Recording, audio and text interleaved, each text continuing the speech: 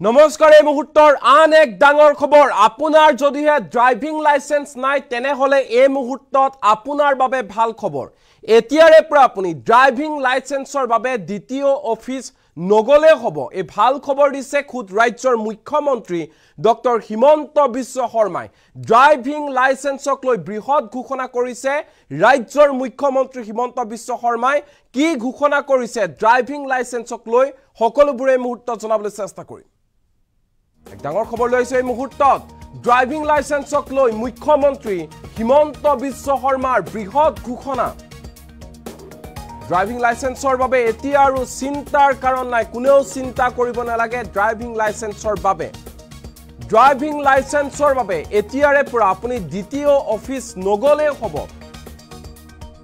ৰাজ্যৰ 126টা সমষ্টিতে নিৰ্মাণ কৰা হ'ব মটৰ ভেহিকল ইনষ্টিটিউট দ্বিতীয়ই নহয় মটৰ ভেহিকল ইনষ্টিটিউটখনৰ অধ্যক্ষই দিব লাইসেন্স যদিহে ইনষ্টিটিউটখনে লাইসেন্স দিয়াত খেলিমেলি কৰে তেতিয়া ব্যৱস্থা হাতত ল'ব পৰিবহন বিভাগে আৰু ইনষ্টিটিউটখনৰ লাইসেন্স পৰ্যন্ত বাতিল কৰিব পৰিবহন বিভাগে যদিহে লাইসেন্স দিয়াৰ ক্ষেত্ৰত খেলিমেলি কৰে এনেধৰণে ড্ৰাইভিং লাইসেন্সক লৈ এই বৃহৎ ঘোষণা কৰিছে ৰাজ্যৰ মুখ্যমন্ত্ৰী ডক্টৰ হিমন্ত বিশ্ব শৰ্মাই ড্ৰাইভিং লাইসেন্সক লৈ বিভিন্ন সময়ত বহুজন অসুবিধাৰ সন্মুখীন হৈ আহিছে দ্বিতীয় অফিস গলেও মধ্যভোগীৰ কবলত পৰে দ্বিতীয় অফিস গলেও দালালৰ কবলত পৰে যাৰ পৰিপ্ৰেক্ষিতত ৰাজ্যৰ মুখ্যমন্ত্ৰী হিমন্ত বিশ্ব শৰ্মাই ৰাইজৰ সুবিধাৰ্থে এনে ধৰণৰ এক পদক্ষেপ গ্ৰহণ কৰিছে বৃহৎ সিদ্ধান্ত গ্ৰহণ কৰিছে যে ড্ৰাইভিং লাইসেন্সখনৰ বাবে এতিয়াৰে পৰা আপুনি দ্বিতীয় অফিসলৈ নগলেও হ'ব দ্বিতীয় অফিসত গৈ আপুনি দালালক লগ নধৰিলেও হ'ব দ্বিতীয় অফিসত গৈ আপুনি সমস্যাৰ সন্মুখীন নহলেও হ'ব ৰাজ্যৰ 126টা সমষ্টিতে মটৰ ভেহিকল ইনষ্টিটিউট খুলিব হিমন্ত বিশ্ব শৰ্মা চৰকাৰে যাৰ জৰিয়তে দ্বিতীয়ৰ হলনি সেই ইনষ্টিটিউটখনৰ অধ্যক্ষই দিব আপোনাক ড্ৰাইভিং লাইসেন্স এই বৃহৎ ঘোষণা কৰিছে বৃহৎ পদক্ষেপ গ্ৰহণ কৰিছে হিমন্ত বিশ্ব শৰ্মা চৰকাৰে ড্ৰাইভিং লাইসেন্সৰ বাবে এতিয়াৰে পৰা আপুনি দ্বিতীয় অফিস নগলে হ'ব ৰাজ্যৰ 126টা সমষ্টিতে নিৰ্মাণ কৰা হ'ব মটৰ ভেহিকল ইনষ্টিটিউট যাৰ জৰিয়তে আপুনি দ্বিতীয় অফিসলৈ নগৈ আপুনি সেই ইনষ্টিটিউটখনৰ পৰাই ড্ৰাইভিং লাইসেন্স খুব সোনকালে পাই যাব ইয়াৰ ক্ষেত্ৰত আপুনি কোনো ধৰণৰ দালালৰ সন্মুখীন হ'ব নালাগে আপুনি দালালৰ ওচৰলৈ যাব নালাগে দালাল ৰাজ শেষ কৰিবৰ বাবে মধ্যভোগী শেষ কৰিবৰ বাবে এনে ধৰণৰ বৃহৎ পদক্ষেপ গ্ৰহণ কৰিছে হিমন্ত বিশ্ব শৰ্মা চৰকাৰে এতিয়াৰে পৰা আপুনি দ্বিতীয় অফিস নগৈ মটৰ ভেহিকল ইনষ্টিটিউটৰ পৰাই আপুনি ড্ৰাইভিং লাইসেন্সখন লাভ কৰিব কোনো ধৰণৰ চিন্তাৰ কাৰণ নাই অতি সহজ কৰি তুলিছে আপোনাৰ বাবে ড্ৰাইভিং লাইসেন্স হিমন্ত বিশ্ব শৰ্মা চৰকাৰে এই মুহূৰ্তত ৰাজ্যৰ মুখ্যমন্ত্ৰী হিমন্ত বিশ্ব শৰ্মাৰ মন্তব্য আমাৰ লগত আছে কি কৈছে মন্ত্ৰী শুনক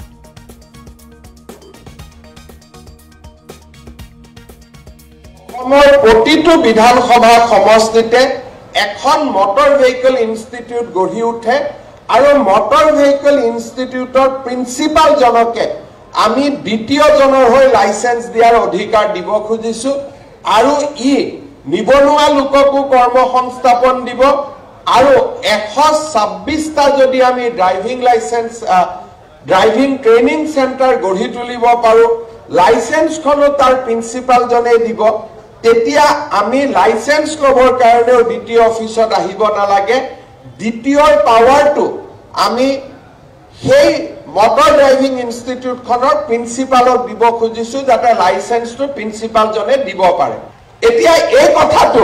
আমাৰ পেপাৰে কোনেও নিলিখিব মিডিয়াই কোনেও নিলিখিব কিয় নিলিখিব লিখিলে কি জানি চৰকাৰখনৰ হিমন্ত বিশ্ব শৰ্মাৰ নম্বৰ দুটা বাঢ়ি যায় এটা আমি সদায় সংকল্প ল'ব লাগিব যে ৰাজ্যৰ গৌৰৱ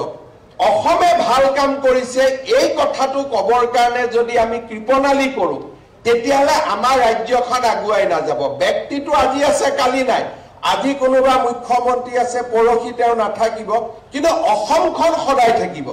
আৰু আমি যেতিয়া অসমৰ একোজন ব্ৰেণ্ড এম্বেছাডৰ হ'ম যে অসমীয়া এইটো কৰিছে অসমে এইটো কৰিছে তেতিয়া আমাৰ ৰাজ্যখনত বহু দূৰ আমি আগুৱাই লৈ যাব পাৰিম অলপ আগতে ৰঞ্জিত দাস ডাঙৰীয়াই মোক কৈ আছিলে যে যোৱা বছৰ অসমত ৭৫ লাখ টুৰিষ্ট আহিছে এতিয়া এই টুৰিষ্ট বিলাক হিমন্ত বিশ্ব শৰ্মাৰ ঘৰত অহা নাই এই টুৰিষ্ট বিলাক আহি ক'ত আহিছে আমাৰ নিবনুৱা যুৱক যুৱতীয়ে আৰম্ভ কৰা হোম ষ্টে হোটেল কোনোবা টুৰিষ্ট গাইড হৈছে আপোনালোকে চিন্তা কৰক মই যেতিয়া কৈ থাকো যে বন্ধ দিব নালাগে ধৰ্ণা দিব নালাগে টায়াৰ জ্বলাব নালাগে তেতিয়া মানুহে ভাবে হিমন্ত বিশ্ব শৰ্মাই কিয় কৈ আছে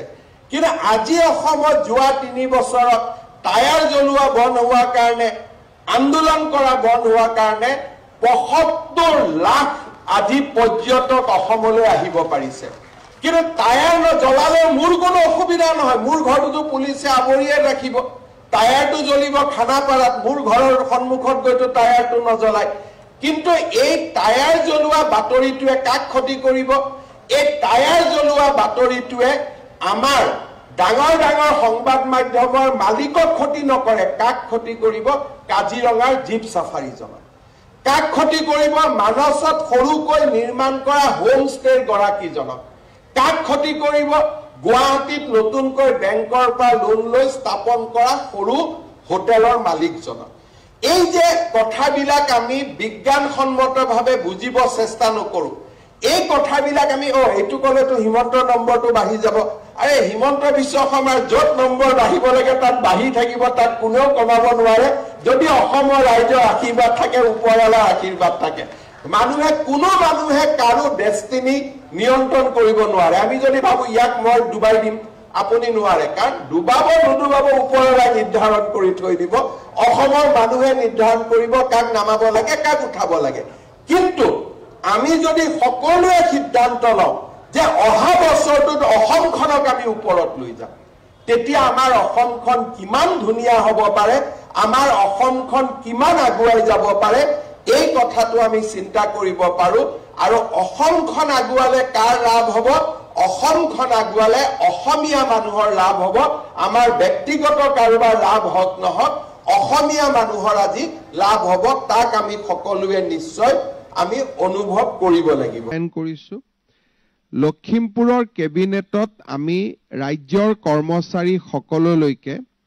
জিৰো কষ্ট অৰ্থাৎ কোনো প্ৰিমিয়াম নিদিয়াকৈ কেইটামান ইন্সুৰেন্স সেৱা আগবঢ়াম বুলি আমি প্ৰতিশ্ৰুতি দিছিলোঁ আজি ষ্টেট বেংক আৰু ইউনিয়ন বেংকৰ লগত হোৱা বুজাবুজিৰ চুক্তিৰ জৰিয়তে এই আঁচনিখন 1 জানুৱাৰীৰ পৰা কাৰ্যকৰীকৰণ হ'ল এতিয়াৰ পৰা ৰাজ্য চৰকাৰৰ যিকোনো কৰ্মচাৰীৰ